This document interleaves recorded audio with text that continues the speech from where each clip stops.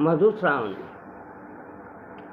नलिनी की दोनों आंखों में फिर आंसू भर आए। मनुष्य के हृदय में हमेशा भावनाओं का द्वंद्व चलता ही रहता है। नलिनी के हृदय में भी वहीं उथल पुथल मची थी। हाँ, देवी जैसी माँ की इच्छा के आगे वह अपना सब कुछ भूल जाएगी, लेकिन जब उसकी माँ को इस बात का पता चलेगा, जिस दिन वह इस मधुर रहस्यपूर्ण बात को जानेगी, तब उनको कितनी प्रसन्नता होगी।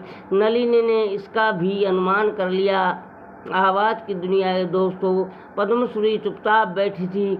उनके हृदय में उथल पुथल चल रही थी। जिसे कमल को वह अपने पेट की संतान मानती है, जो कमल नलिनी को बहन जैसी मानता है, उसके लिए ऐसे बातें कही गई हैं। पद्मश्री के मन में भी प्रतिहिंसा के साथ साथ एक इच्छा जगी। सच में कमल नलिनी के लायक ही था। दोनों में प्रेम भी कितना है।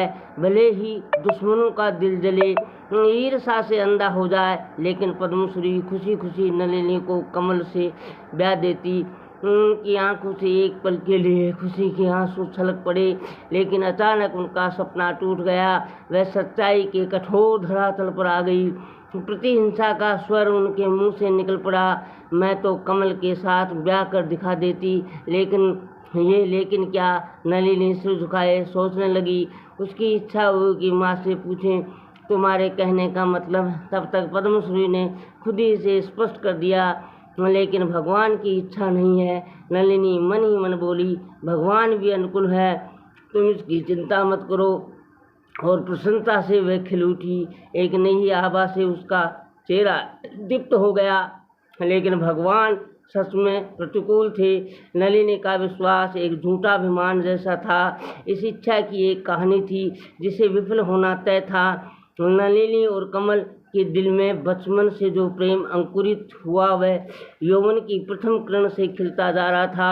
आज वह प्रेम दाम्पत्य के प्रेम में परिणित होकर दोनों को हृदय को एक हो जाने के लिए प्रेरित कर रहा था। लेकिन आवाज़ की दुनिया के दोस्तों, पद्मश्री फिर बोली, कमल को लेकर जो लोग इतना बोलते हैं, वह मैं खुद ही दिखा देती। दोनों में विवाह भी हो सकता है, लेकिन वह कैसे होगा?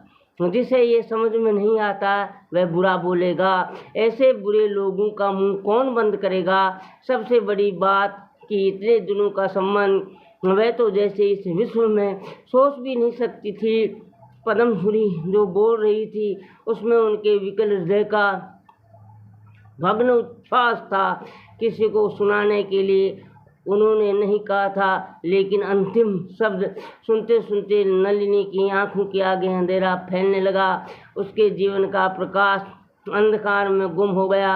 उसके मनोरथ का महल चकनाचूर हो गया। ऊंचे, बहुत ऊंचे आकाश में उड़ते पंछी के जैसे किसी ने पंख काट दिए हो।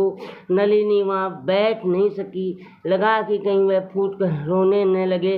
भागी आई और बिस्तर पर निढाल गिर पड़ी। वह फपक फक कर रोने लगी। उसकी आंसू की धारा से बिस्तर गीला हो गया। आवाज़ की दुनिया के दोस्तों, सब्सक्राइब फ्री है, ये नितांत आवश्यक है। मेरी आपसे नम्र निवेदन है।